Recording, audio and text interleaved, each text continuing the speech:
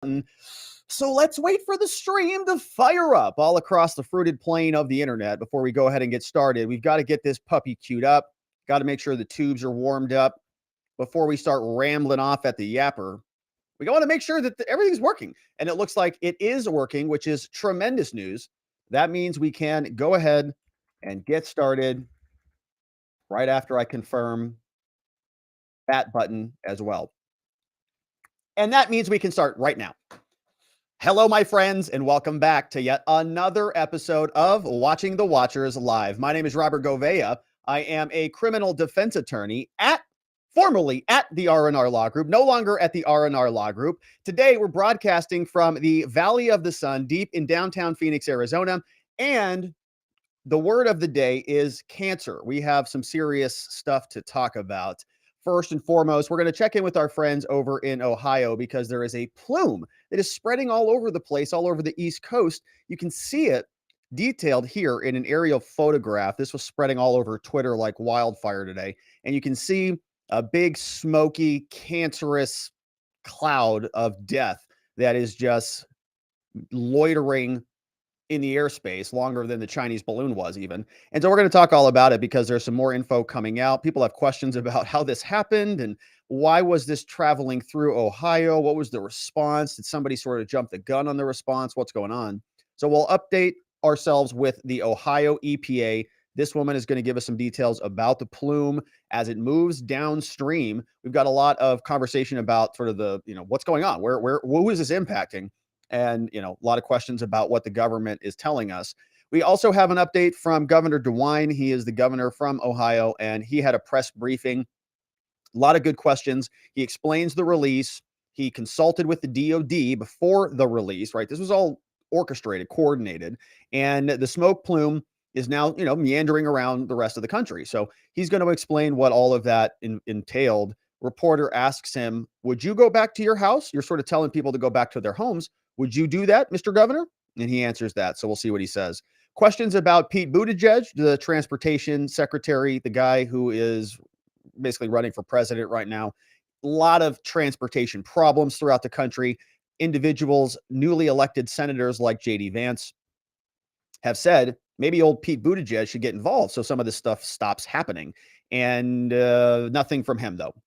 At least to the governor. He did respond to this on Twitter, and we'll go through that thread just to get our updates and our bearings straight about what is going on in Ohio. And so we're thinking about everybody who's impacted by this scary situation.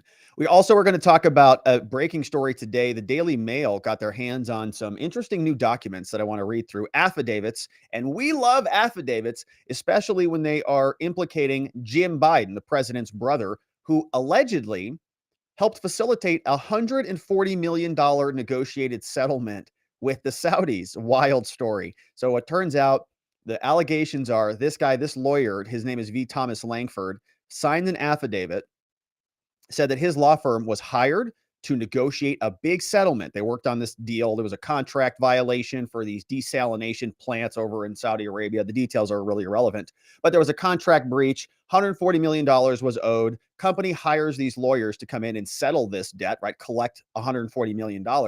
And right at the last minute, when this thing was all going to get settled, guess who shows up? Jim Biden showed up. And guess who got thrown out of the settlement deal? The lawyers. And so what does that mean? Well, the lawyers are pretty unhappy. They were supposed to collect 40% of that settlement, whatever it was. But bro, Jim Biden swept in there and was trading on the family name. And these lawyers are unhappy about it. They're signing affidavits in 2022. They came out. And of course, we all know this is just the tip of the iceberg. So a lot of fun there. We'll also talk about the Hunter Biden letter because this liar that we're all familiar with, his name is James Clapper, and he was former, CIA director of this, or he was, former director of national intelligence, Jim Clapper, National Geointelligence Spatial Agency, all this garbage, right? This guy was the first line signatory to the Hunter Biden laptop letter, right? He was the chief liar. He's the first person to sign. He's like, I'll sign that right now.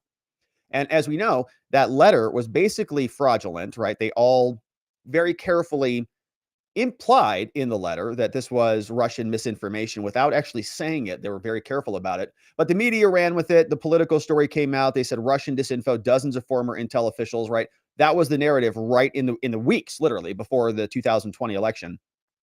And they said all of this true story, true information about Hunter was all fake. So we're going to go through this because James Clapper, the guy who signed that letter and who lied outright to all of us, he is upset about it. He said, I didn't lie. No, I didn't lie. I wrote the letter. And he's referring us over to paragraph 5. He actually commented on this because the Washington Post reached out and they said, hey, how do you feel about being such a liar? And he said, I'm not a liar. In fact, look at paragraph 5. So we're going to look at paragraph 5 and we'll ask ourselves if that is true or not, because they did write the letter very carefully. But Clapper also in 2020 made other appearances. Okay. So he wasn't just talking from the letter. He was also rambling off in front of the media back during that era as well. So Comer responds to this. All of this is just laughable. And we'll get into all of that, of course, in the final segment. And so as you can see, my friends, we have a lot to get to today. And boy, oh boy, if you want to be a part of the show, well, the best place to do that, the best place to participate is at our community over at watchingthewatchers.locals.com. We have member-only streams in the mornings and other times, and we've got some awesome stuff that we're working on, beta testing the website, and we're having a lot of fun over there. So come check us out. It's a great way to support the show, watchingthewatchers.locals.com. We also want to shout out our sponsors, of course, our friends over at fieldofgreens.com, which is where you can get your real organic superfood, Field of Greens. It is delicious. It has all sorts of amazing stuff in here. Listen to this. It's got organic. Okay, so organic, all of this, okay, is all organic. It's got spinach, parsley, kale. It's got barley grass, wheatgrass. It has spirulina, green pepper. It's got broccoli, banana. It has sweet potato. It has apples, beetroot, organic strawberries, blueberries. This is the antioxidant blend. Okay, raspberry, all sorts of stuff.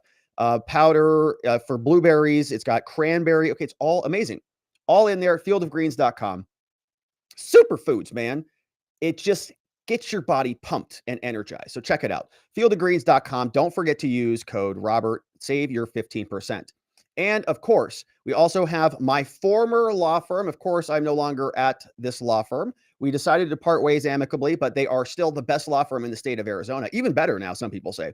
And they're available to help at 480-787-0394, 480-787-0394, or online at rrlawaz.com. If you know anybody who was charged with a crime in our beautiful state of Arizona, and there are many people who got snapped up in the saturation patrols from the Popo who are out covering the Super Bowl and the waste management and all of that stuff.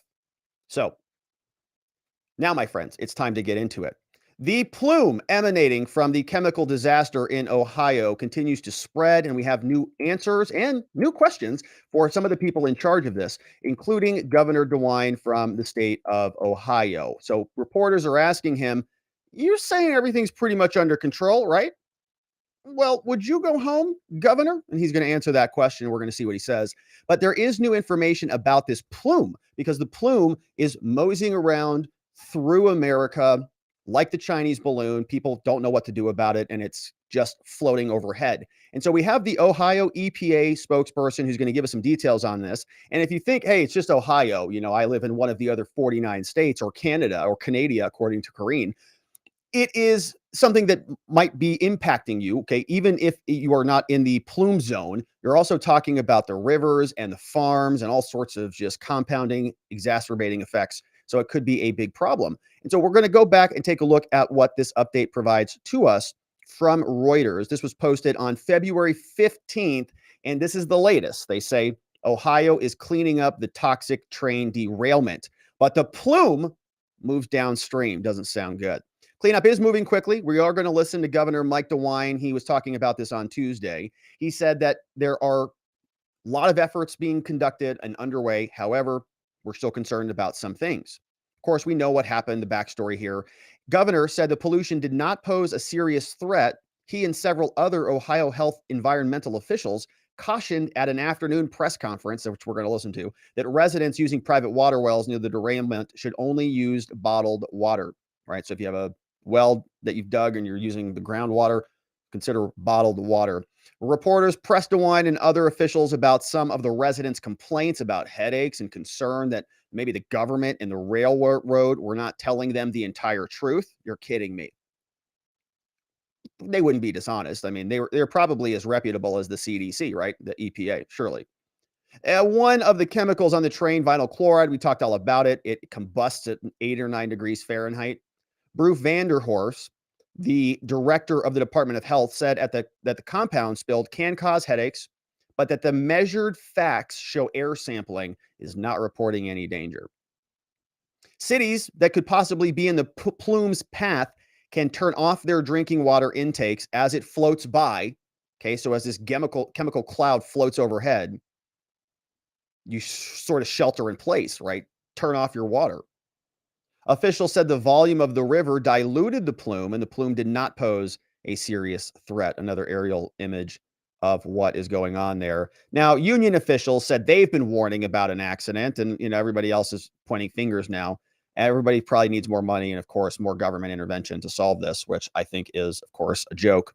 But that was the story. Now, as the plume moves downstream, we listen to what the Ohio EPA coordinator had to say for us at the press briefing. Here she is. We know that there is a plume moving down the Ohio River. So all of our neighboring states, state departments, and our Cinco are in constant communication about the location of the plume. We think it's on its way around Huntsville or Huntington, West Virginia now. And so all of those water systems are in constant communication on when it may be at their intake, and they're either shutting down and or using the treatment available that they have on site. So okay, we so know that there is. It sounds like this cloud of death is floating over the countryside, and there are water intake facilities. We're not talking about your well, although your well might be something that is impacted, as we read in the article. But we're talking about citywide sort of water processing plants. They take all this water in, and it sits in certain ports, sort of, right? Canals and rivers and all this stuff, all the waterways. And so you have this area where they're going to just shut it down as the plume moves overhead so that the water doesn't get contaminated, or they'll treat it there with what they have there. And so it's kind of like they're on high alert. If the wind changes and it goes over this direction, then they'll shut down that water treatment center or this water treatment center. And so you can see it's kind of a little bit of a cat and mouse game. We're watching where this cloud of death continues to float. And so there are people on Twitter and elsewhere taking a look and sort of estimating what some of this trajectory might look like. You see here, cities within 200 miles of East Palestine. We have Detroit, pretty big city. Columbus, Ohio. We've got several places in Canada, like Hamilton and Mississauga in Canada. Shout out to our Canada friends. I say that lovingly. Our dumb idiot press secretary called you guys that yesterday on some show. Anyways, so Cleveland, Ohio, we've got Kitchener, we've got E.T. Beach Koki. We're just going to fast forward through the Canada names. London, Windsor, we've got Pittsburgh, Toledo, Buffalo, Akron, Oakville, and Burlington in Canada, all within 200 miles of East Palestine. So pretty interesting that all of them might be impacted. This was something I found on Twitter. Somebody was doing a particle cross-section analysis, and they're identifying what looks like to be the particulates in the air meandering over sort of the northeast coast of America. Another image here was of some of the other cities in that nearby radius. We see the Great Lakes. We've got Pennsylvania, Marietta, all sorts of big areas right nearby. We have this image, which shows us the Ohio River, which forms the juncture of a number of different states. Look, just 1, 2, 3, 4, 5, 6, 7, 8, 9 states there, right there, just connected off that one little blue line.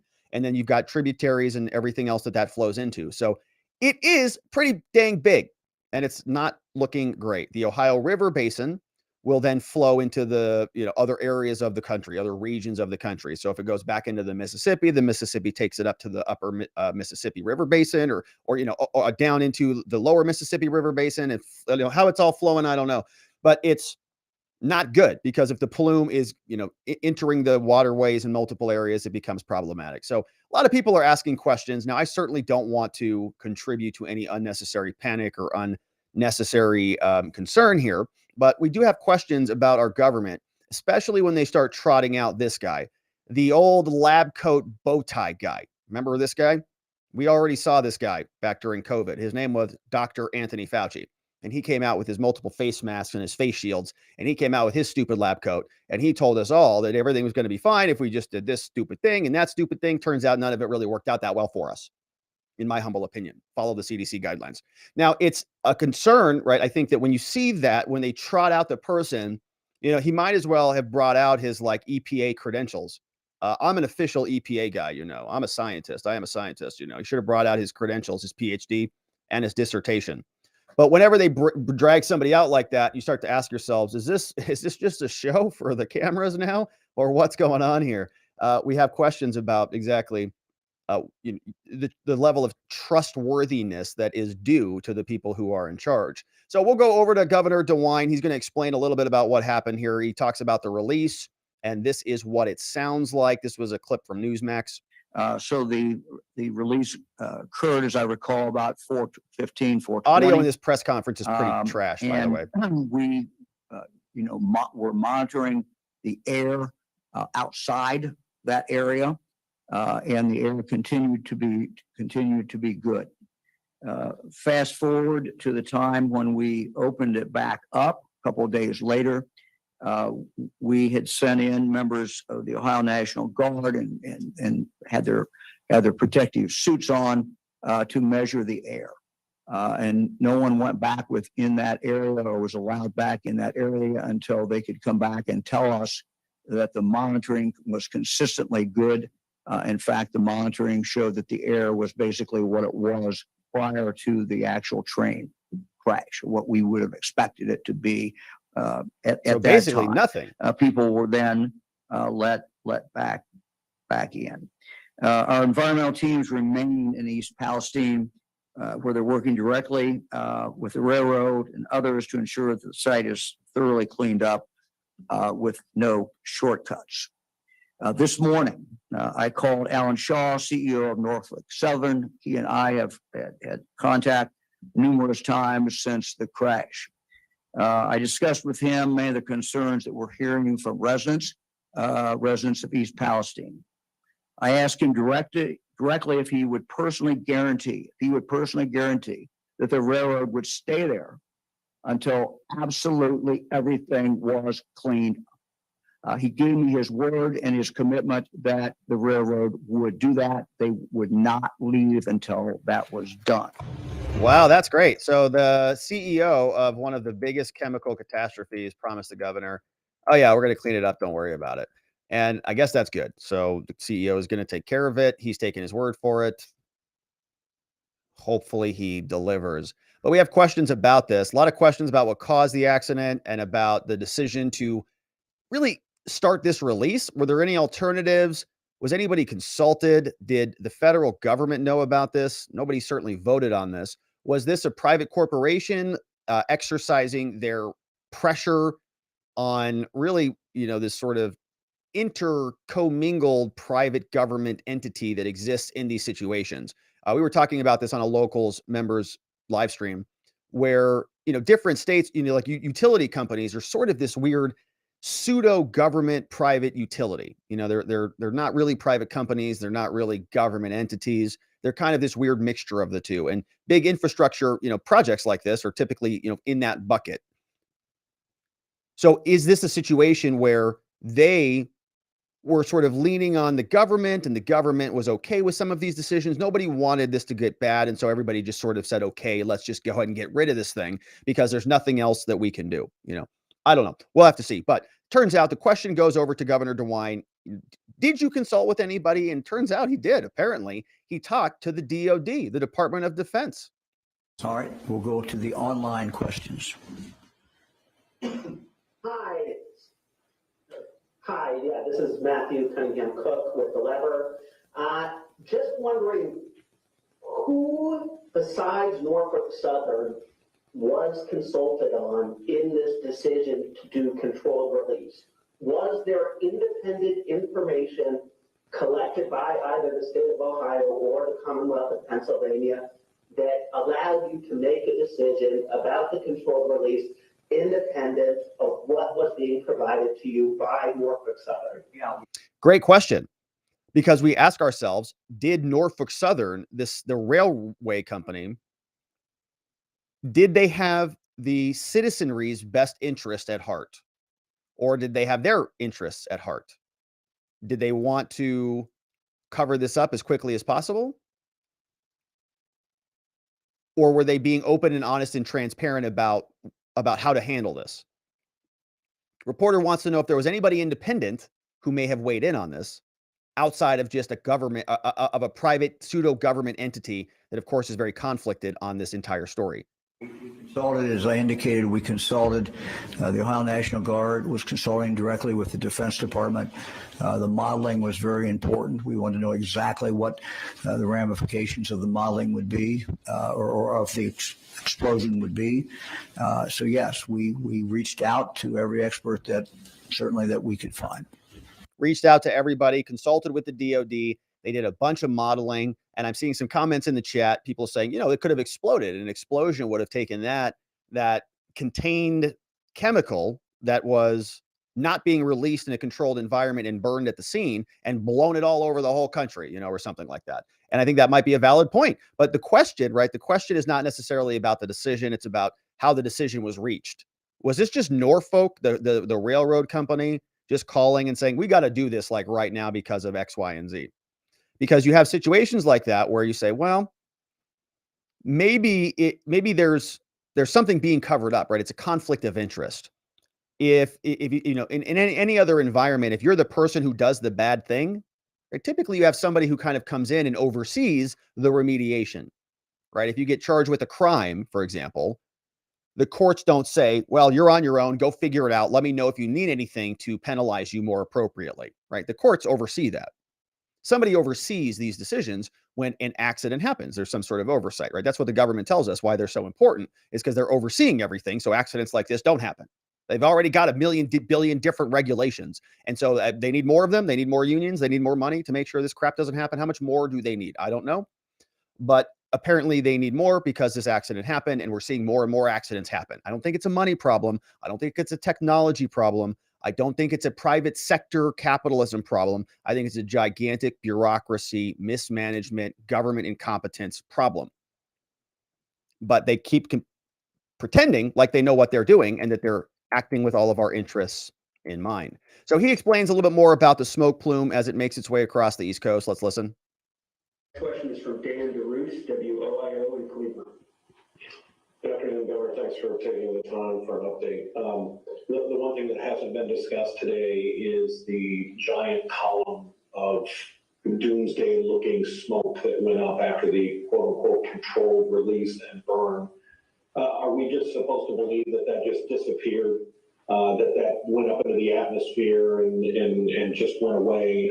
That had to have come down somewhere. There has to be a blanket of whether it's soot or chemical, whether it was the wind sort of shifted that evening, so it kind of went instead of just to the south east, it kind of started to go straight east and then a little to the north. I mean, this has got to be on the ground somewhere. And if we're talking livestock, if we're talking pets, if we're talking kids out playing, there's no concern more than a mile out, 10 miles out, 20 miles out, 30 miles out. What happened to that smoke and who can give those answers? Let me see who can, if we've got someone who can answer that. Ask the bow tie guy. I don't think there's anyone here who's volunteering. So no, they don't have any answers on that. We're trying to. Okay, it's a great question. The question was, where's all that plume going? What's it going to do? Is it going to rise up high into the sky and dissipate, or is it going to come back down, right? Is this stuff heavier than air, lighter than air? Is it going to, be turbulent? Where is it going to end up? Because we're seeing images like this one taken from the sky, and it looks like it's kind of a big problem, right? That's going to come down somewhere. This reporter is saying, is it going to land on land? Is this going to, fall into the, what are you guys doing about this? You guys are the scientists. You guys know what these chemicals do. What are the answers? And he basically says, we don't have many answers for you on that. He actually literally looks around. Bow tie guy doesn't have anything for him. and let's see what he says. Anybody want to take this? Let me see who can, if we've got someone who can answer that. Nope. I don't think there's anyone here who's volunteering, so.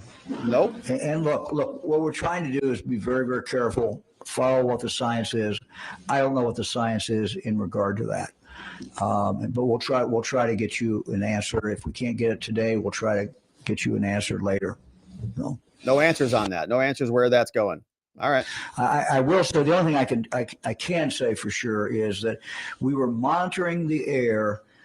This was a relatively small area that we had cordoned off and told people that they need to leave. We were monitoring the air in real time when that went up in the area right outside there. And that quality of air remained good the entire time.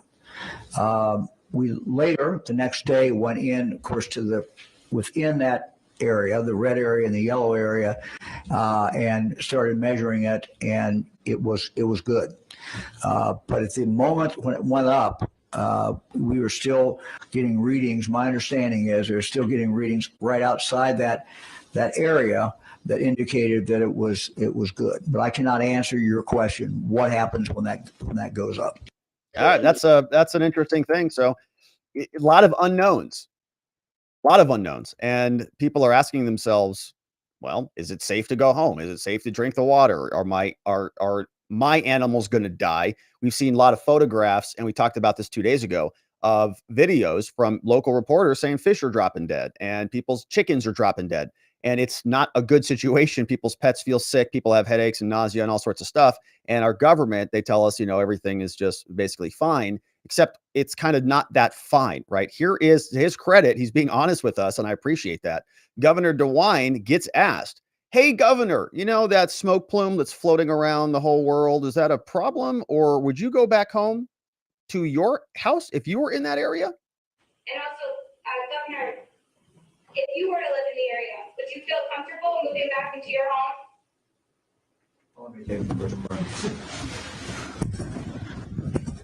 Look, I think that I would be drinking the bottled water. Okay, good. And I would be continuing to find out what the tests were showing as far as the air. I would be alert and concerned, but I think I would probably be back in my house. So he would go home. But he wouldn't drink the water. And he would still test the air and be vigilant. But make sure you get your water bottles stored up over there. But certainly he'd go home. Fortunately, he doesn't have to go back there. He has a mansion somewhere else, like these people always do. But, everybody else is probably okay. Just don't take a shower or shower in bottled water or something. And good luck with your everything else, I guess, that needs water, like your animals and livestock and crops and all of that stuff. Whatever you've got out there, good luck. Now, you saw a bow-tied guy was out there at the beginning, and we want to hear what he has to say about that. He's even got a pen in his front pocket. Now, I don't know if there's a pocket protector in there or not, but he's got two fully delineated credentials there. He's got a bow tie, and I have got nothing against bow ties, by the way. I'm not really even perturbed by the bow tie. It's the bow tie with the white lab coat, with the pen, with the glasses, with the science doctor labels on there. The guy's wearing a costume, okay? He's wearing a costume for us, for his press conference, to make him look official. And this is what he says. I think that was a very good answer. Truly, I think the governor really summarized the important points. All right, genius there. So basically, he doesn't add anything. Just do whatever the governor says. All right, so I don't know if he does have much else to contribute. I didn't listen to the rest of his stuff because you got to be careful with these people. All right, people who show up with all the credentials and if they look exactly like something that you'd expect them to look like, they might be incompetent, right? Competent people generally don't have to wear a costume. They're just competent and they just do the thing because they know the competence doesn't necessarily relate to the image, right? And if you, and I'm not belittling any bow tie people or people who like to dress up and look nice, but that is a costume. Okay. So we also have another story here from the governor. Questions came to Ohio. Have you heard anything from the White House? Has old Pete Buttigieg gotten off paternity leave yet? Is he back in the office taking calls? Obviously, this is a pretty big story here, Governor. Are you hearing from the White House in any way, shape, and form? Concerns. I get it. I understand their I'm sure you concerns, do. but all we can do is give the best information. So, questions about the federal government. Senator Vance pushed back a little bit on that on this show. And then you said, no, we've had a great response from the Biden administration to this problem. He's asking, where's Pete Buttigieg? Do you wonder why he hasn't been there, looked at what's going on? Is he looking at the testing that's going on? He's Is running he for looking president. at the damage to that one car? Why did this happen? Why so many derailments lately? Is he involved to the extent that he should be in this, Governor? Well, look, I've not seen him at all. I did get a call from the president. The president said, I'll send you whatever you need. Pete didn't I said, call? look, Mr. President, your EPA has been in here from the word go. They've been working with the Ohio EPA. They've been But working not very Pete, closely. huh? When we did the modeling, when that plume was going to go up, we knew it was going to go up. The modeling was really done to a great extent by the U.S. military. Told us exactly, where they thought the danger zones were. We went back in there based on that information for the third time and asked people to leave who were in that particular area.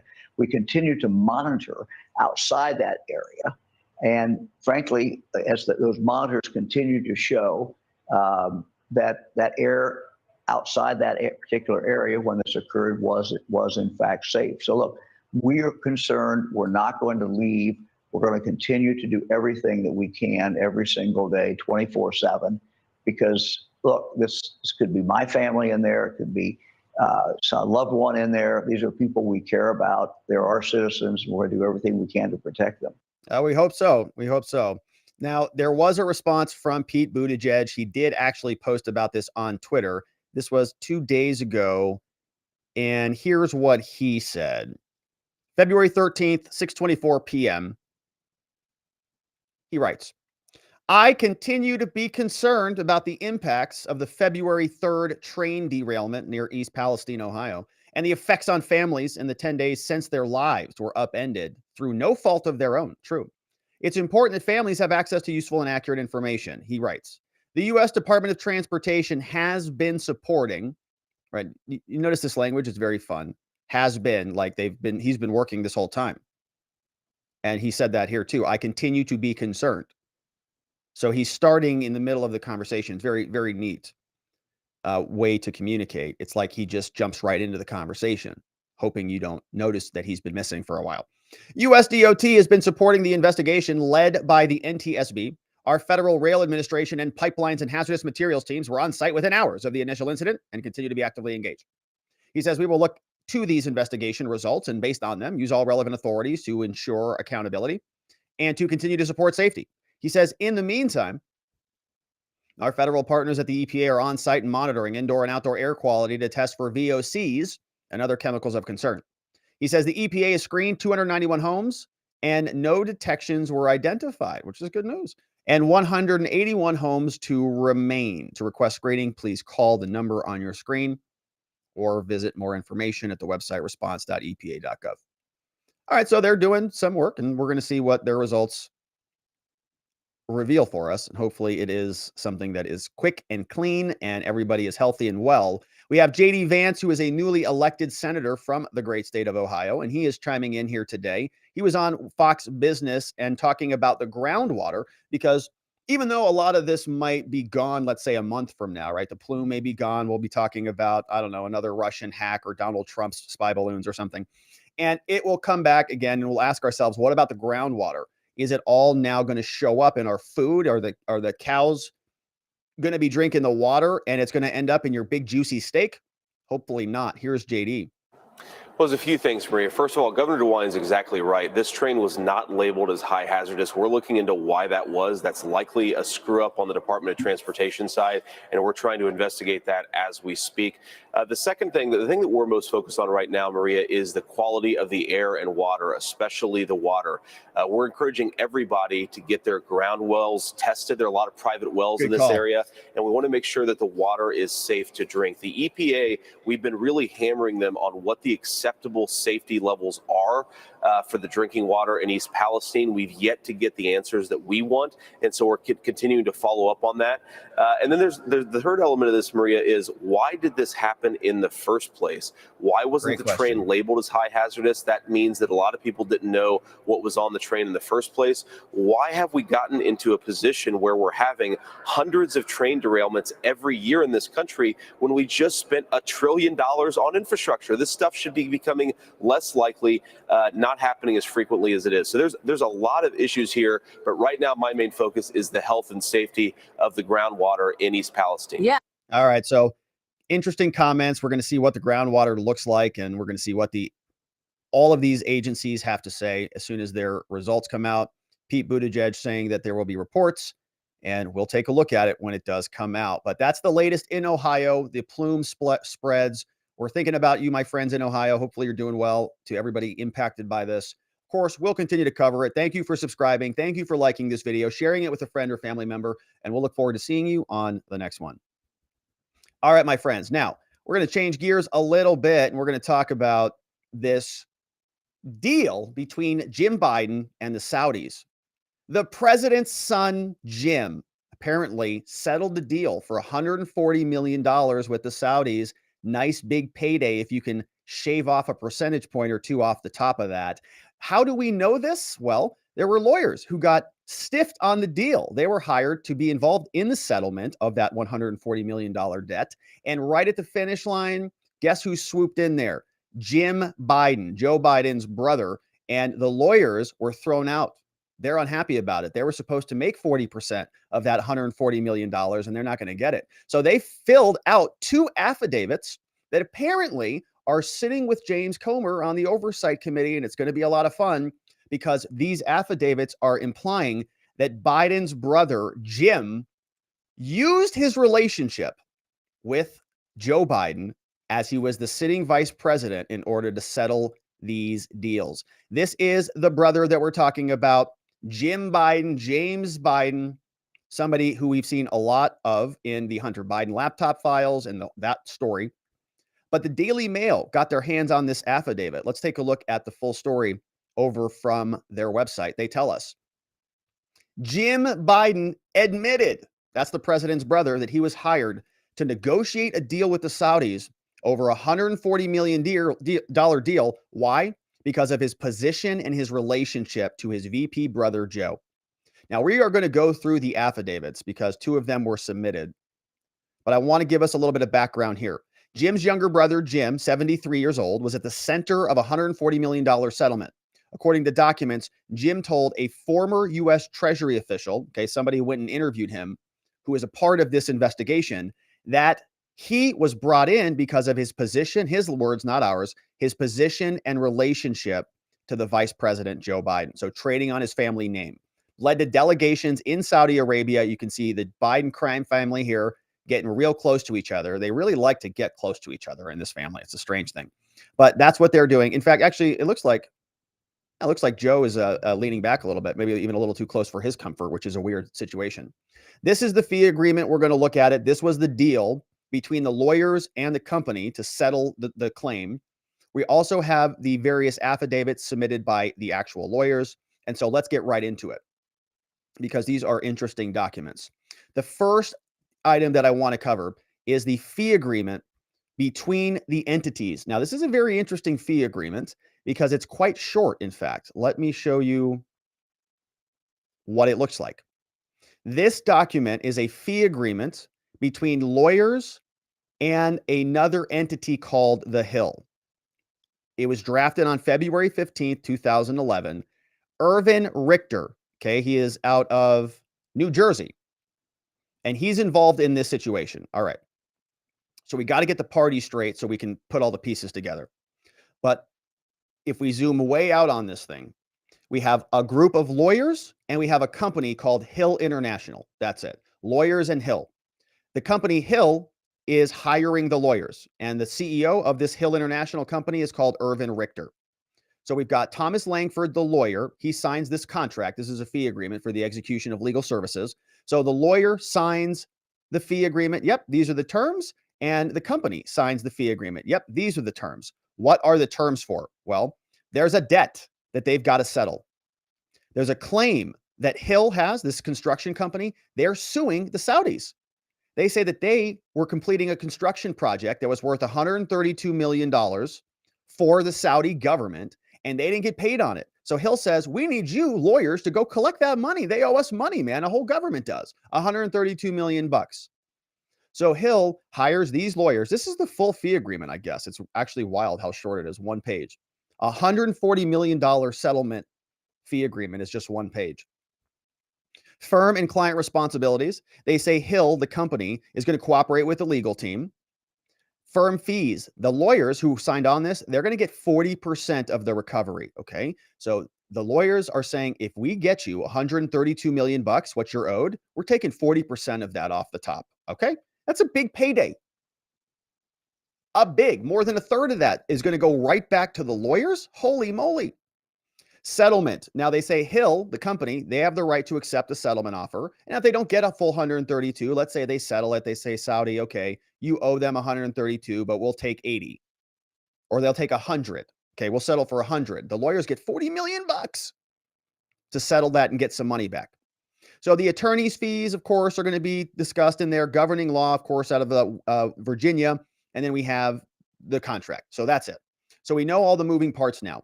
Now let's see what happened, because there was a breakdown. The lawyers are very upset. Here's what they say. Out of the state of Virginia. This is the affidavit of Thomas Laankford. Thomas Laankford is this fellow right here, the same guy who signed the contract. Okay, he signed the contract representing the law firm. This is his signature right here, V. Thomas Laankford. So that was an affidavit signed back in 2011. So he signs this document, this affidavit now, much more recently. Look at this one, 20th of May, 2021. Signed. He's unhappy. He didn't get paid. Let's listen. He says, all right. This is true to the best of my knowledge, he writes. In the late 1980s, Hill, the company, the construction company, acquired an engineering firm. And when they bought that company, they were supposed to be paid by KSA, the Kingdom of Saudi Arabia, for a plant. Right? That's the claim. Build this project for us, we'll pay you a bunch of money. They say Hill was in the business of representing construction companies, got into this problem. They hired somebody called a Hill subsidiary to go and collect that money. They hired this company called Laankford and Reed, which was the law firm that we just talked about. So Laankford and Reed now gets brought in. They're owed a bunch of money from the Saudis. The subsidiary had written an agreement with Walker. With that agreement expired, Richter agreed that Hill would pay Walker 33% of any recovery. Okay. So the CEO says, lawyers, if you collect 132 million bucks, I'll give you a third of it if you settle that claim. CEO of the company to the lawyers. Now, for 17 years, we fast forward through some of the details. For 17 years, the law firm worked diligently with members of Congress and with the executive branch of 3 different administrations. Okay, so this is a law firm that is lobbying different presidencies to put pressure on the Saudis to settle this claim. They're saying they're stiffing your citizens, man. So they say that Saudi Arabia, they got close to a resolution several times, but they couldn't settle this deal. In the course of these negotiations, the Saudis raised the possibility of settling this claim with future contracts. Okay, so they said, how about we don't pay you for that one? We're not going to pay you the 132 million for that, but we'll give you everything else that comes up. The company said, you know what? Actually, that sounds like that might be interesting. So you don't have to pay us any of that money. We'll just take it ourselves. We'll take your next contract when you have it.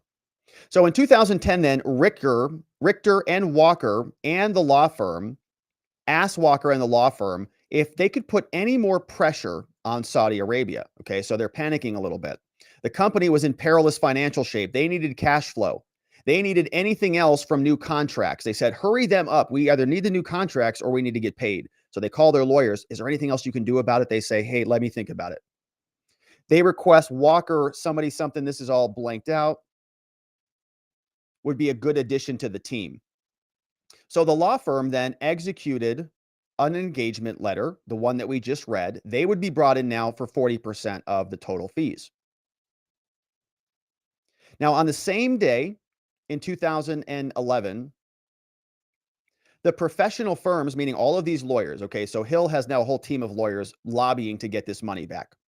They began a congressional offensive. So they were so extensive that KSA announced that they intended to settle the claim in a phone call.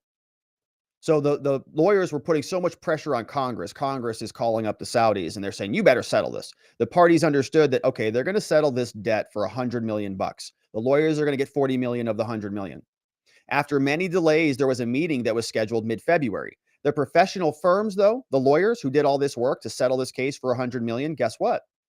They were excluded from the meeting. You're kidding. What happened? Hill, the company, acting through Richter, sent, guess who this is? Jim Biden. They sent Jim Biden, not the lawyers. The lawyers are sitting here. They're like, they've got their files. They're ready to conduct this settlement. All of a sudden, they're not even at the meeting. Jim Biden's at the meeting. He was the sitting vice president's brother. Richter, the CEO of the company, confided that he selected Biden. He told the lawyers, he said, look, I got Biden here, Jim Biden, I have him here now, because I know that Saudi Arabia is not going to dare stiff the brother of the vice president who would be instrumental to the deal. This is an affidavit by what I'm presuming is a licensed lawyer who is saying that the president, his brother was selected, and his brother was specifically selected because of his close proximity to at the time, Vice President Biden. Contrary to his promises then, Richter went dark after the meeting. Tom Laankford finally reached Richter as well as Biden. Tom Laankford is the Department of Treasury person. We're going to read his affidavit next. Finally reached Richter. So these people are settling all of this stuff with the Saudis, all outside of their own lawyers' ears. The lawyers have a 40% claim on that settlement, which is about $40 million is what it's looking like. They nervously told him, so they call Biden, they call James Biden, the president's brother. They say, hey, man, what happened at that settlement meeting? What were the results of the meeting? But they nervously told him that Saudi Arabia didn't settle. They said, oh, no. They never settled at all. They never shared copy of the notes. Nobody ever knew what happened at the meetings. So thinking that the claim remained unresolved, the law firms kept working on this. They just kept going. But now Richter seemed indifferent to the matter. He didn't care. He didn't even reach out to his lawyers. He's like, I don't even care about the settlement. $100 million, I don't care. He was banging the door down for them. He said, I need contracts or I need money now. But after the meeting, he doesn't need anything anymore. Why? That's weird.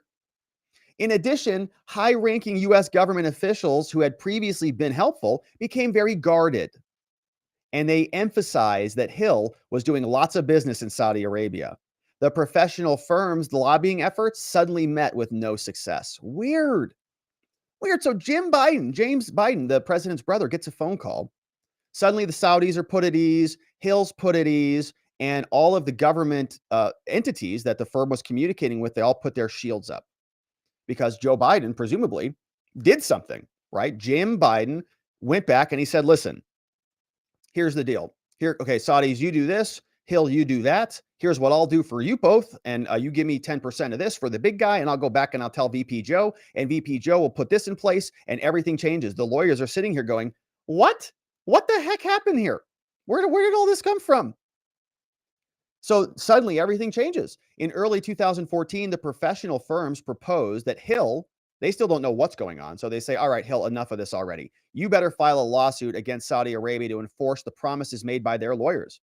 Even though he had always expressed enthusiasm for action at that time, Richter, the CEO, suddenly said no. Oh, no. We don't want to sue the Saudis. No. He emphatically stated that Hill could not jeopardize the large amount of business it was doing in Saudi Arabia. Don't sue them, man. They've given us all sorts of additional contracts. So they say that Richter's about face, the CEO of the company, caused the lawyers, both lawyers and their law firms, to investigate. Among other things, the law firm reached out to Jim Biden. Oh, so they called Jim. Hey, Jim, we're just wondering, were you at that meeting in Riyadh a couple months ago there? Oh, yeah, I was. Yeah. Were you guys there? He has no idea. It's probably, hanging with Hunter. So he, on the phone call, now admits to these guys who are doing this investigation, and they hired a Department of Treasury person to go do this phone call. We're going to read him next. He admits that the Saudis and the Hill had secretly agreed to settle the claim. Wow. So that means those lawyers got aced out of there 40% on that. And they were there resolving the case for like 13 years or something, or for a long time, whenever it was started. So how did they settle this? Well, they were going to get future contracts. And Mr. Biden also stated that the settlement may have involved a cash payment to Richter. You're kidding me. So there was cash exchanged. And my guess is that, if I had to speculate, it would be that James Biden got a big chunk of cash too, and that there were some other favors that were called in there from VP Daddy President, brother president at the time. So this guy brings in James Biden. There's a whole alteration of the deal. The Saudis are paying somebody some money, according to this lawyer, probably. James knows. We don't know what the terms of the deal are. But it continues. Mr. Biden later confirmed that the Riyadh meeting in July 2017, he confirmed it to an inspector and a former high-ranking Treasury official who was sent to interview him. We're going to read him next. Mr. Biden, the president's brother, this isn't an affidavit signed by a lawyer, okay, who's presumably still practicing and an honorable person, says that an inspector and former high-ranking Treasury official was sent to interview James. Mr. Biden further confirmed that Richter used Biden, meaning the president's brother, as a settlement intermediary in order to capitalize on the influence and orchestration of the settlement by the then vice president. Okay? One more time. Mr. Biden, this is a statement, an affidavit by a lawyer, says that James Biden, the president's brother, confirmed to Richter, or confirmed that Richter used James as a settlement intermediary in order to capitalize on the influence and orchestration of the settlement by the then vice president, Joe Biden. They say that Laankford and Walker also investigated the contracts that the Saudis awarded to Hill. There was virtually no work when the lawyers started on this case, when they began their representation, but now there are a number of contracts today. Interesting, huh? Their own press releases show that since mid-February, KSA has awarded Hill and its affiliates $358 million in construction management contracts. Hill did virtually no business with them prior to February 15th, 2011. So they did have a settlement. It was a big fat settlement. It was $358 million in future contracts. And these lawyers got aced out of 40% of all of that. So you can understand why they're pretty upset about this, especially given the fact that the president's brother seemingly was able to make an impossible situation go away. Isn't that weird how that works out? I wonder how that happened. He must be a really good negotiator, right? Certainly he wasn't promising anybody anything or providing certain access to certain people and greasing the skids with some sort of political influence, whatever he had at the time. His brother was the vice president of this country, probably a lot. So remember, they told us that this other individual was sent over to go and investigate Jim Biden. This is this person. His name is Thomas Patrick Sullivan. And he tells us that he is a former director of the Office of Special Programs for the Treasury Department. He says, as such, I was the executive director of the 15-agency Financial Enforcement Committee for National Drug Board Policy. I have specialized in combating global financial fraud for private sector clients. All right. Now, this is something that we see a lot in criminal law. It's actually a lot of fun. Oftentimes, you'll get former government employees who turn to the light side. They go from the dark side to the light side. In criminal law, you'll see this oftentimes in the form of crime lab technicians, or they call themselves specialists.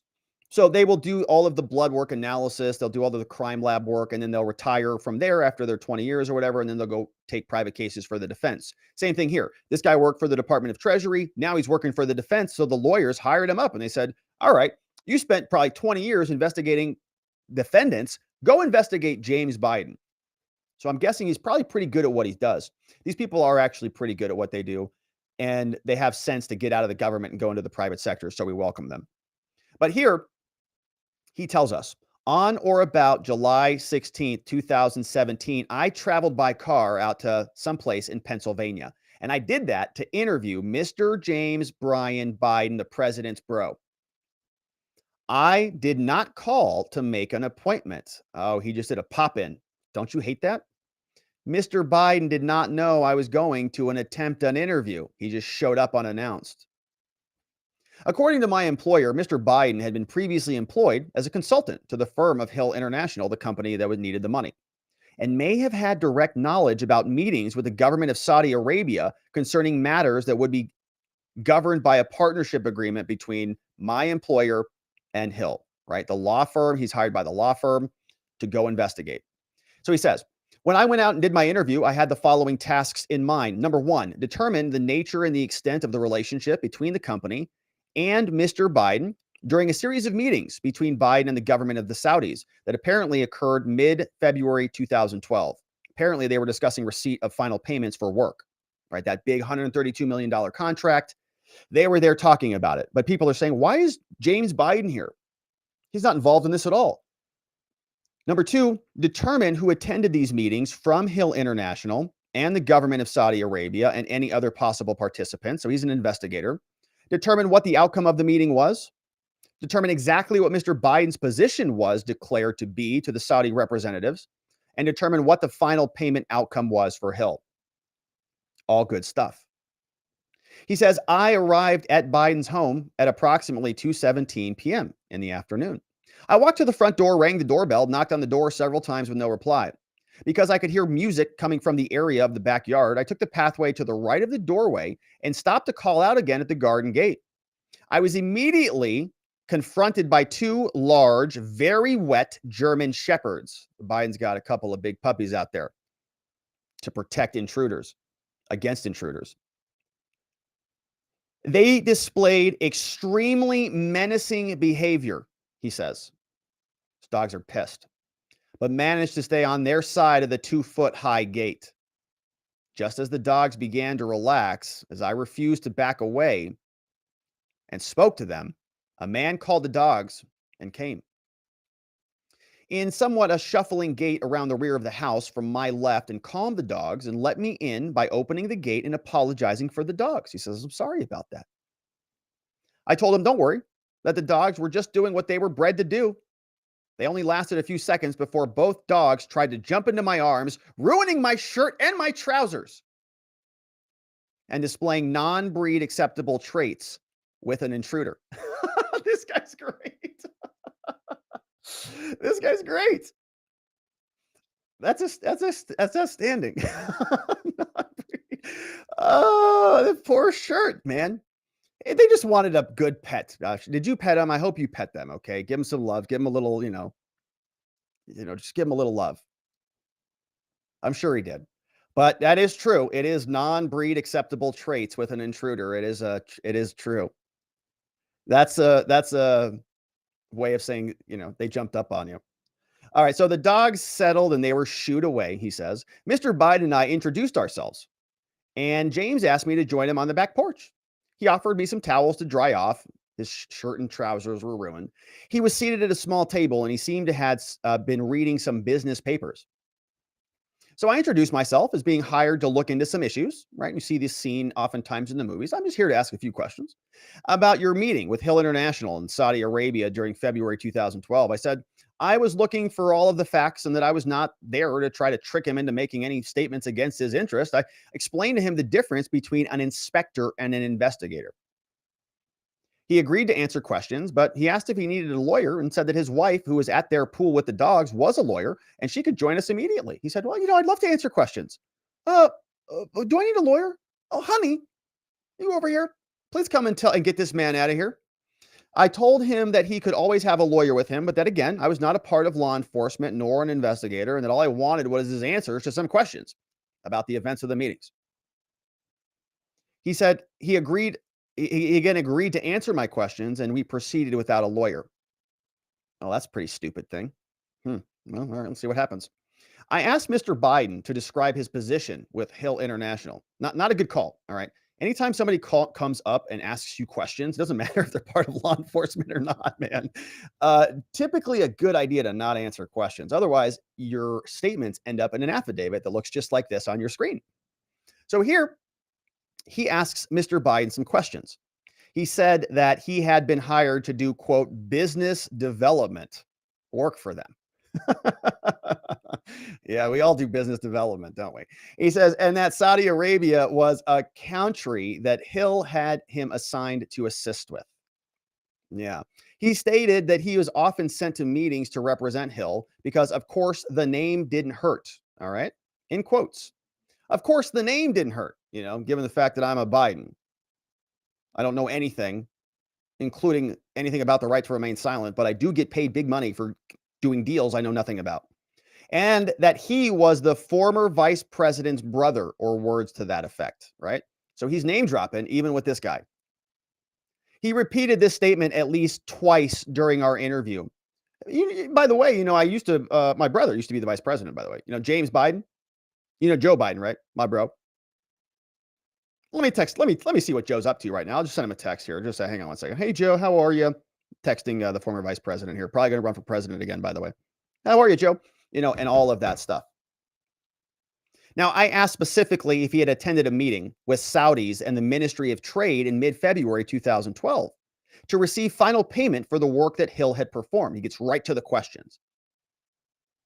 And James Biden says, well, to the best of my memory, he says, it's been a long time. I do so many of these things. He says, I think I had been at such a meeting, and that the reason he attended was, quote, because of his position and relationship, quotes, with his brother. And remember, this is a highly credentialed Department of Treasury individual who knows his dog breeds very well. So obviously this is credible. He also stated that he couldn't remember any of the exact details, except that Hill fully expected to receive payment from the Saudis, and who knew exactly why I was there. All right. So another quote. So you see these three quotes now. It's all basically him trading on his name. He knows nothing about settling deals and contracts for construction projects, but he does have a name, and he did have close proximity to the Bidens because he is the president's brother, or the vice president's brother at the time. So they knew why I was there. If they don't play ball, the heavy hand of the U.S. government's going to come in and play. Of course, the name didn't hurt, said that multiple times throughout the interview. Typical. Now, at some point during the meeting, the government of Saudi Arabia official left the meeting room, according to Jim, and did not return. James stated that he was told that the final payment would be made both in cash and, quote, a very large amount of new future contract work. So they, probably laundered a bunch of cash somewhere, somehow. Very large amount of new contract work in addition. So the Treasury officials asked Biden, he says, do you know that there were other interested party in any Hill financial settlements? Like, do you know there were other lawyers who worked on this case for many years and had a signed contract to get 40% of that? Did you know anything about that? He said, yeah, I did, but I didn't know about the amounts involved. He said, it is of great interest to me that James never asked me who my client was. It is of great interest to me that James never even asked me who my client was. Why wouldn't he want to know? I don't know. Why wouldn't he want to know? Probably because he doesn't care. Doesn't matter who you're here for. Not going to do anything about it. His wife joined us, and she reminded James that he might actually have some records of the meeting stored in a box downstairs that she had seen in the past, The wife just throws him under the bus. Oh my gosh. Sheesh, these people. Honey, why don't you go get him the documents next to the classified documents? I think they're in the box next to the one marked classified. Probably next to the FBI's secret phone passwords.txt file. He said that that was possible. She stated that she would look downstairs for the records and would let me have them if she found them. Amazing. By then, I had been at their home for about an hour and a half. They just invited this dude in. I thought this was like the smartest family in the world. I thank them both for their hospitality and for letting me ask questions. This guy is like doing cartwheels. I cannot believe this. He's like, I got everything. And the wife just comes and just helps. And she's a lawyer. The dog came back in from the pool. I thought it was a great time to leave so he doesn't get his trousers ruined again. Hilarious, this guy. James' wife, Sarah, said that she would walk me to my car so I could give her one of my business cards with my contact information in case she found notes. James kept the dogs, now somewhat under control, but still dripping wet, back in the kitchen. Sarah asked me about being an inspector. I explained the term to her. She said, sounded good because he doesn't like us talking to people. I didn't ask for a further explanation since I was looking at two large men in dark suits in a big black sedan parked on a side street, looking directly into their house down a walkway I had just exited. He doesn't like us talking to people. Who could that be? He doesn't like us talking to people. Could that be Joe? It can't be James, right? The brother, because he just talked. Maybe Joe is going to be upset about this. Remember, he said, don't F with a Biden. Maybe he's talking about himself. Now, I didn't ask for further explanation because there were two giant security guards in a big black sedan staring me down. He says, I think that they were probably some type of security, probably Secret Service. Sarah and I walked to my car. She told me that her husband and his brother were very close and that they told each other everything. I reached inside to give her a card, and just as I did, a blue sedan with a single male driving pulled quickly into their driveway. She said, see what I mean? I drove back to DC. What on earth? So it sounds like somebody came skidding in there to get this guy out of there. A blue sedan, single male driving, pulled in their driveway. She says, see what I mean? He doesn't like us talking to people. Could that have been Hunter? Did Hunter come racing back in? Single male driving? Don't know who that was. Presumably, he would tell us if it was Joe. Does he know what Hunter looks like? Was it Hunter Biden? Or was this some other person who was there as a gatekeeper to shut this up because the family doesn't know when to shut their mouths? Absolutely a bizarre situation. And this guy knows it's bizarre. I would love to have the conversation with this guy.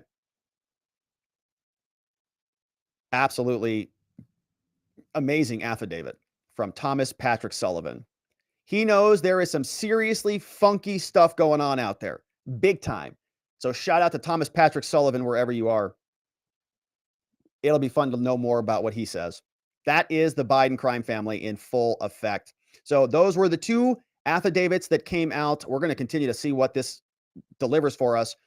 Our understanding is that James Comer on the Oversight Committee actually has this in his possession, and he will be doing something about it soon. Of course, we will continue to cover. Thank you for subscribing. Thank you for liking this video wherever it is you're watching it. And we'll look forward to seeing you on the next one. All right, my friends. And so we've got one final segment, and we are sticking a little bit with some of the Hunter stuff because it is a good segue here, because the first signatory to the Hunter stuff was James Clapper, and we have him right here. The top line signatory to the Hunter Biden laptop disinformation letter, the guy who lied to all of us, James Clapper, seen here, is very upset he's being called a liar. He doesn't like that at all, even though he lied. That's my humble opinion on it. You can be the judge. But remember him, he was the first person to sign the document. The Hunter Biden letter, the same one that Politico posted on their website, where they said the following.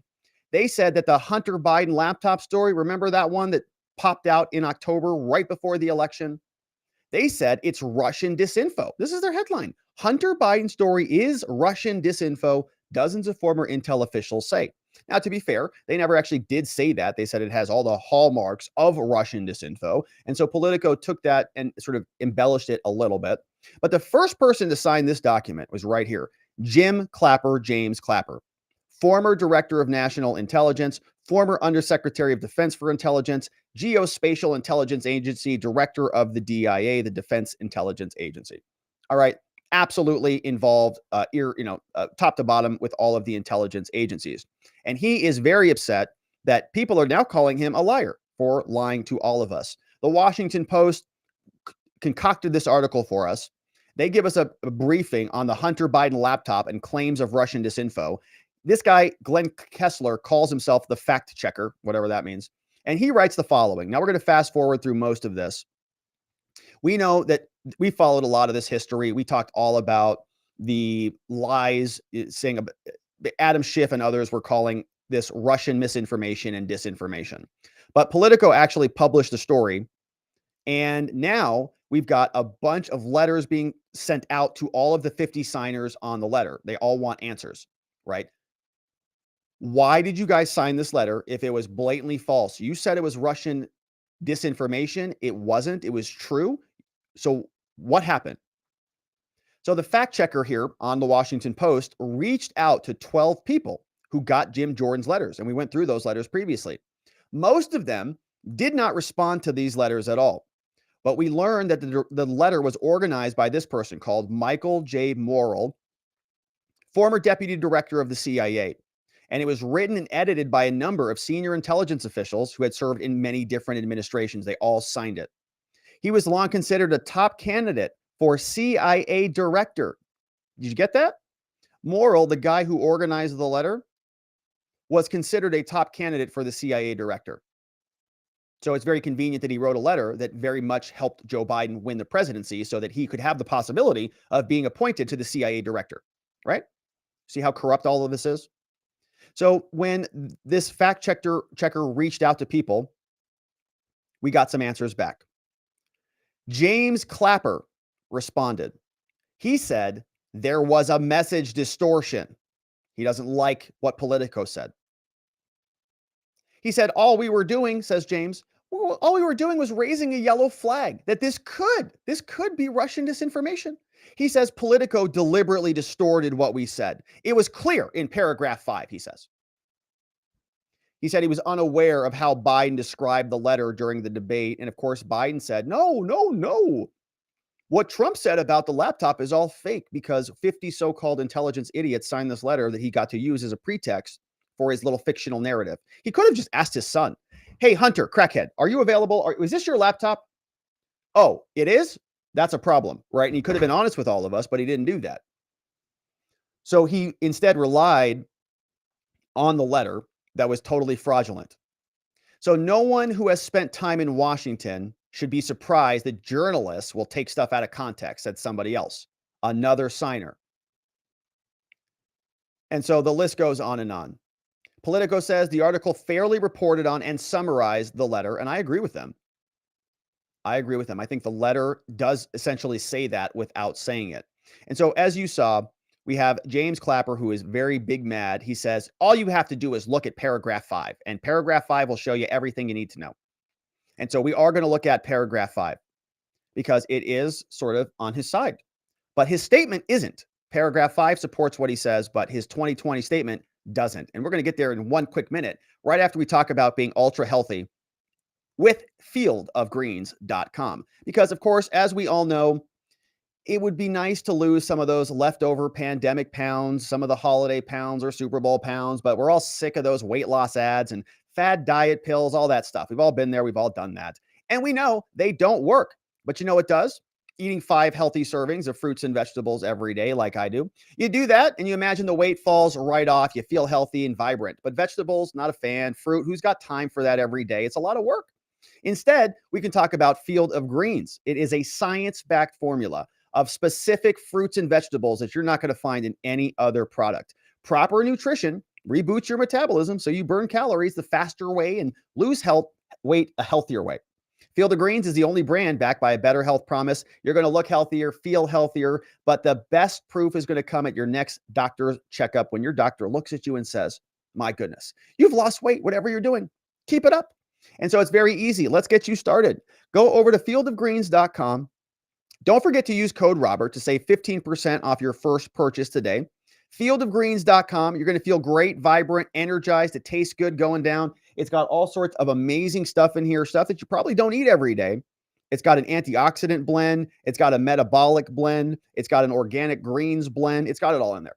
And it is actually delicious going down. So check it out at fieldofgreens.com. And don't forget to use code Robert. All right. So paragraph 5, Clapper says, all you got to do is look at paragraph 5 in the letter and you'll see that everything here is just above board.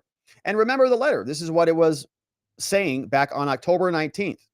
We're all individuals who dedicate our lives to national security, but we're dumb and we can't understand the truth. Blah, blah, blah, blah, blah, blah, blah, blah, blah. So we have 1, 2, 3, 4, 5. Paragraph 5. He says this exonerates him. He says, we want to emphasize, says James, that we do not know if the emails that were provided to the New York Post by Giuliani are genuine or not, and that we do not have evidence of Russian involvement. Of course you don't. Just that our experience makes us deeply suspicious that the Russian government played a significant role in this case. All right? So he says that excuses him. Do you buy that? A significant role in this case? They don't have any evidence of anything, he admits. So this is one of the most sneakiest statements that you could basically ever imagine, right? He's saying that we don't have any evidence of this, but our experience says it's them anyways. And he also goes through in the first 4 paragraphs talking about Russia, and that this is their entire life's work. Senior positions. And look at all these people, man. All of these intelligence, blah, blah, blah, former intelligence, all idiots. I mean, like literally, they were all dead wrong. Every person who signed this letter was dead wrong. So they have no intelligence, apparently. All of their work was for naught because they couldn't even tease out the reality about a laptop that we were able to tease out with zero resources relative to what they have.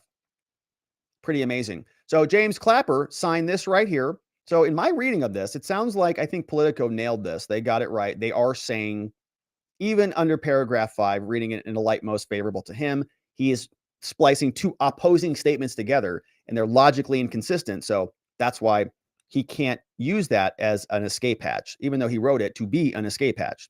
So that's what he said in the letter, but he also made a statement about this back in 2020. So now he says, you're wrong. We're all wrong for saying he's an idiot or a liar. It's got to be one of the two. He couldn't see reality, or he was dishonest about the reality that he saw. He says, no. I wrote in the letter. I said what I said, and therefore I'm exonerated. But he was also saying stuff like this on the media, on recorded video. Obama. So, Director, a bunch of questions from this. Let me just start with this. How much does the source matter, right? So you hear the story of this laptop. We don't know a lot. We do know that the way that this information is getting out is through Steve Bannon and Rudy Giuliani. How much does the source matter here? Well, source matters a lot, and the timing matters a lot, I think. And to me, this is just classic textbook Soviet-Russian tradecraft at work.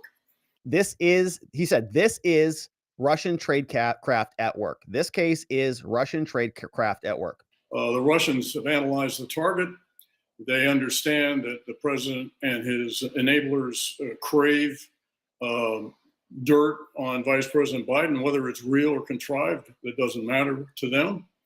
And so all of a sudden, two and a half weeks before the election, this laptop appears somehow without and emails on it without any metadata. It's not true. We saw it all. It's all very curious. But so here you have it is curious. A willing target, and the Russians who are very sophisticated about how to exploit a willing target.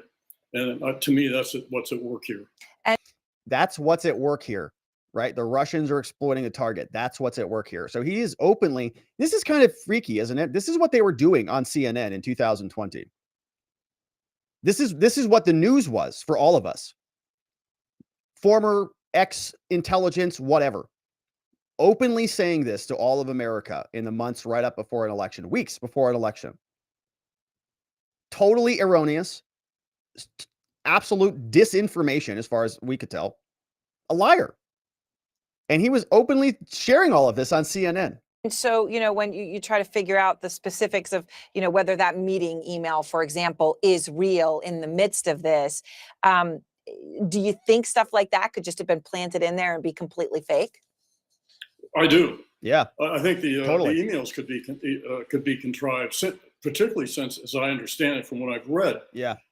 they appear without any metadata. That is, from, to, and any technical data, at least immediately evident. Now, Okay. And the FBI also, by the way, they could have come out and clarified all this stuff. They were all former, so they had that as an escape hatch. But the FBI, I think, had the laptop as late as December 2019. So they could have corroborated this as well. if this computer is in the hands of the FBI, they have obviously excellent, sophisticated technical and forensic analytic capabilities, and I think they'll be able to sort it out, whether this is genuine or not. But yeah, but they knew the FBI wasn't going to comment on it, so they knew they had room, right? They had a buffer. They could say whatever they wanted because they knew the FBI was not going to come and corroborate it one way or the other. The FBI was never going to come out and say, yeah, it's true, or no, it's not, because that's not what they do. They don't comment on that stuff unless there's a charge being filed. It's just standard procedure. He knows that. All of those 50 so-called intelligence idiots also knew that. That's why they signed on to it, because they knew there would be no repercussions. And now they're trying to have it both ways. They were in aggregate saying this was absolute Russian disinformation, and now they're saying that it's not. It's very dishonest. It's very reprehensible. And James Clapper and the rest of them should be ashamed of themselves for lying to us openly and nakedly like they did. So James Comer is also very upset about this. He was on with Fox News, and he is in possession of a lot of new documents, and he has been leading the charge against the investigation into Hunter Biden. Of course, he was on with Fox Business. And so we'll listen to him explain his reaction to that clip that we just watched, basically. Let's see where he starts for us. Post. NBC have since authenticated information on the Hunter Biden laptop. It's always revealing the Biden family was basically selling access via Joe Biden's government job. This is alleged corruption. What was your response? What's your reaction to what you just heard?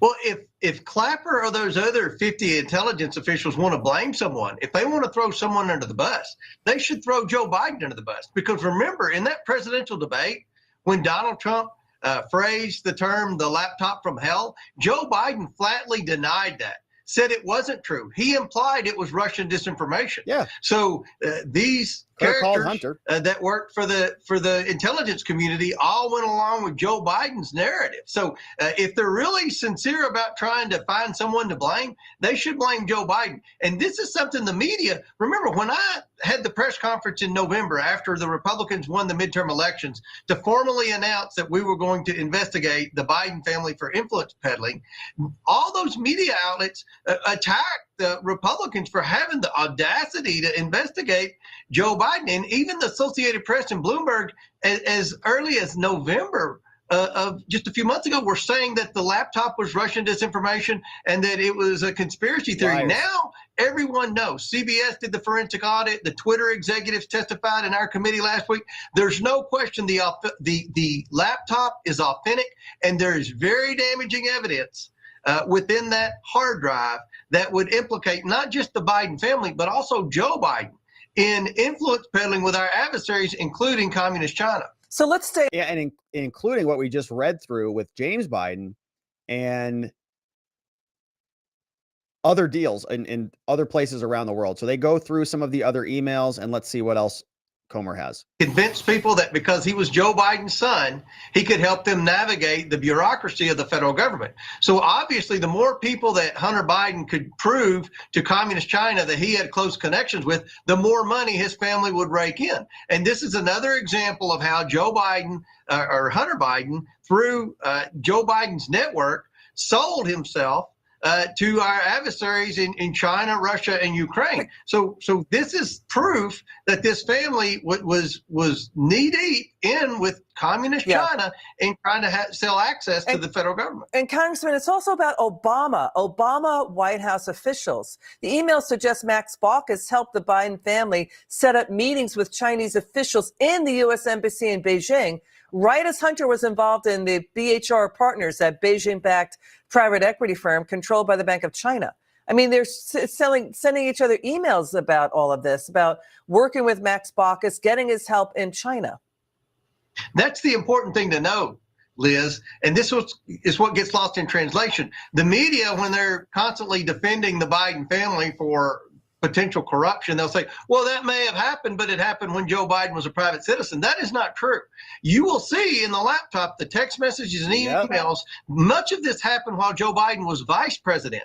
The deal with Ukraine and Burisma, the deal with getting set up with CEFC from China, the Chinese energy company. All of this happened because of Joe Biden's position as vice president, and Hunter utilized many people within the Obama administration to be able to set himself up for a payday right after the president left office. He did. They were all collecting big chunks of money hand over fist. What does James Biden know about negotiating anything with the Saudis, for example? What does Hunter Biden know about energy supplies with Burisma or any of these other companies? It's absolutely insane, but they had a lot of money to be made, and the Biden family got very rich off of it. Of course, we'll continue to cover. And by the way, I did order my Marco Polo report. It is in the mail. I have the tracking number. I'm waiting for it to get here any minute now. Those are available if you want to see what some of the malfeasance that Comer is talking about. You can grab a copy of the laptop report for free at marcopolousa.org.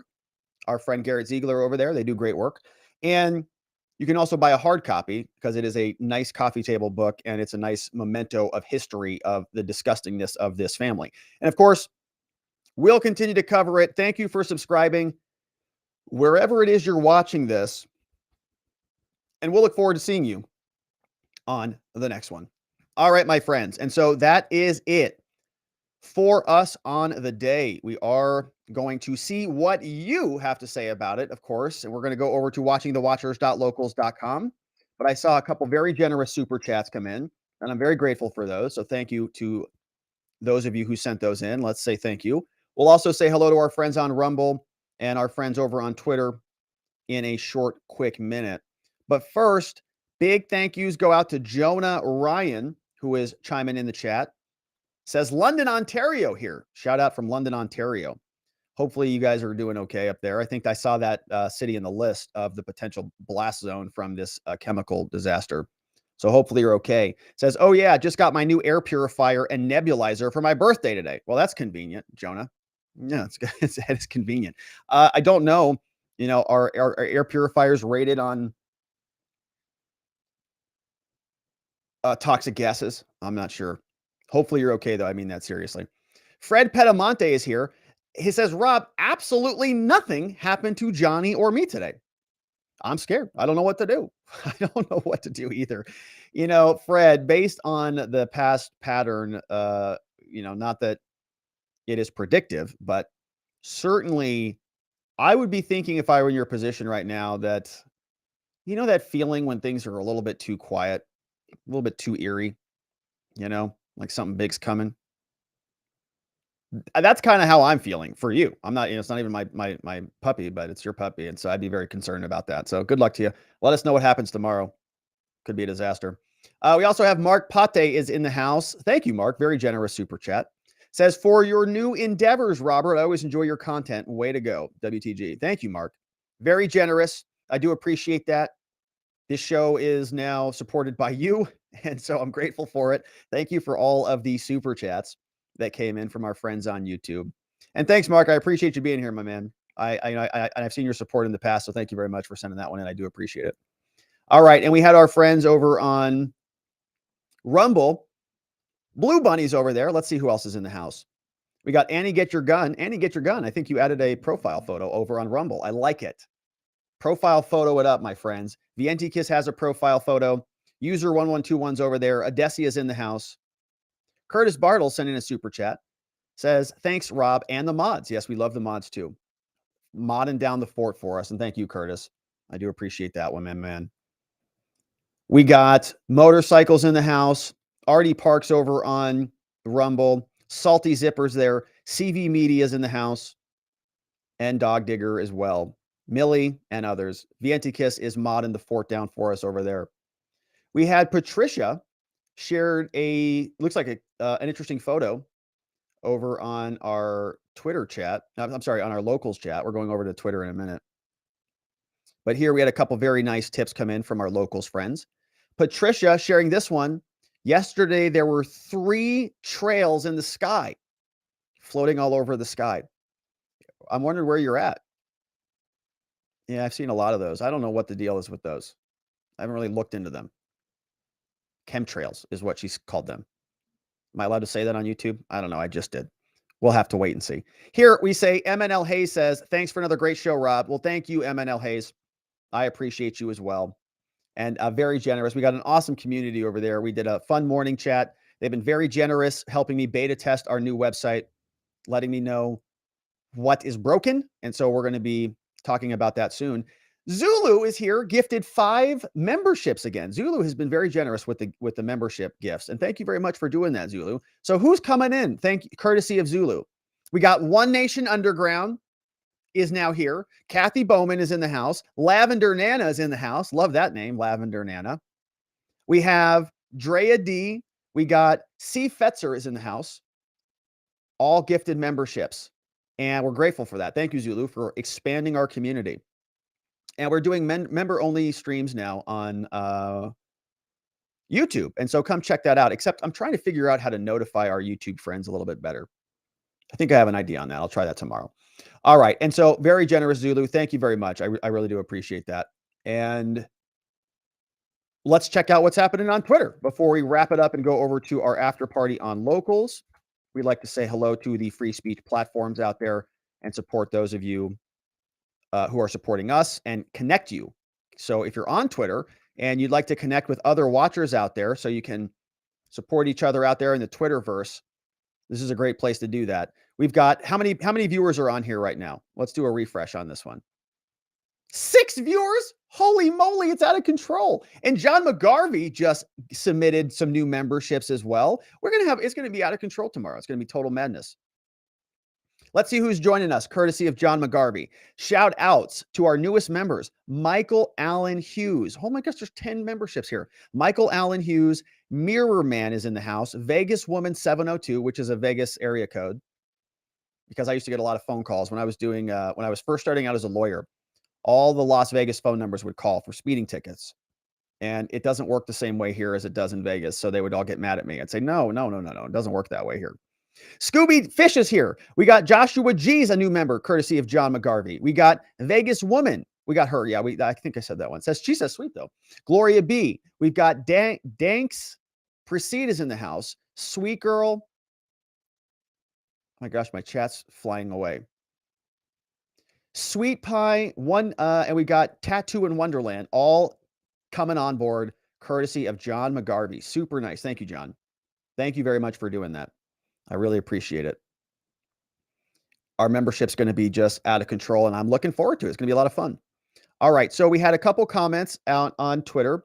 Vientikis is in the house. He says, despite the size difference between a virus and these chemicals, I don't see people wearing masks in the videos. I haven't heard anything about air filtration. Are there any such advisements? If not, let me get this straight.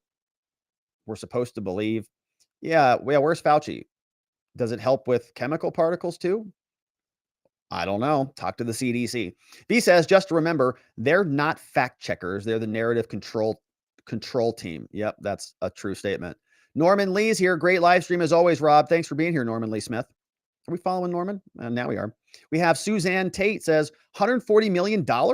Nuclear secret documents? What else would they pay that much for? They already have all the oil. Sheesh.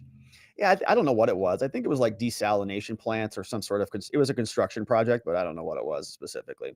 Good to see you, Suzanne. We've got Barbara May says, if all the laptop stuff is real, why is Congress not trying to impeach Biden? Oh yeah, Harris. Yeah, he's got a pretty good insurance policy protecting him against problematic things. And Star Ali Mistriel says, great show, Rob. So much of this ties in with other news sources. That includes a really odd take about water takeover and organ trafficking industry having to do with these train wrecks. Yikes. And another source. Yikes. There's a website, or there's a YouTube channel called Taurus Says or something. So that's an interesting, horrific concept. Hopefully it's not connected to anything. I don't know.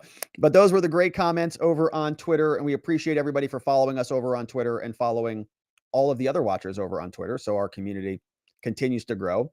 We had a couple other locals tips that I want to say thank you to before we jump on over there for our Watching the Watchers after party. We've got Wims is here, says my contribution to memberships. Thank you for that, Wims.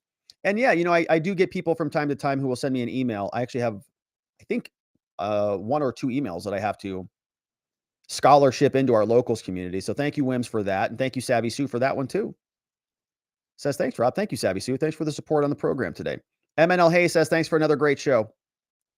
Very, very appreciative to everybody. And we are going over there for a little bit additional time. We've got some good comments to attend to, and it's the after party. It's really the best part of the whole thing here. So we're going over there, watchingthewatchers.locals.com. And of course, before we wrap up, this is the web address. I'd also encourage you to get your Field of Green so that you are extra healthy and vibrant. Fieldofgreens.com. You can save 15% with code Robert. Lots of good stuff in there, and it does support the work that we do. Fieldofgreens.com, code Robert. Also, our law firm. A lot of people, unfortunately, got swept up in saturation patrols here in Arizona. The R&R Law Group is going to be the team that can help you. I'm not there anymore, but they're still the best team in Arizona, and you can find them at 480-787-0394. Also online at rrlawaz.com. Want to shout out our mods and our meme smiths who keep the chat and the show nice and orderly and spicy. Our friends Vienticus Prime, K-Bean in the house, Just Cause, Playing Hooky, I see in the chat, Ronnie Cole, Zulu, who is generous with the memberships today, and our friend Geomancy Games, who is also in the chat, and you can, of course, subscribe to him on YouTube at Geomancy Games. I just did something. There's Paul. Our friend at Sleepy Dog Lee is on Twitter at Sleepy Dog Lee. Paul is our friend. He is our meme smith extraordinaire, along with our friend Geegum Geegum, who's over on Locals. We're grateful for all of the support from everybody who helps make this all possible. But that, my friends, is it for us on the day. We are going over to watchingthewatchers.locals.com, and I hope to see you there. But if not, we will be back here to do it all again tomorrow. YouTube members and Locals members will do a morning stream to hit the headlines. But for everybody else, I hope you have a very beautiful night, a very restful sleep. Become energized so that tomorrow we can see you right back here, and that together with your help, we can shine that big, beautiful spotlight of accountability and transparency down upon our system with the hope of finding justice. Have a tremendous evening, my friends. Sleep very well. I'll see you right back here tomorrow. Bye-bye.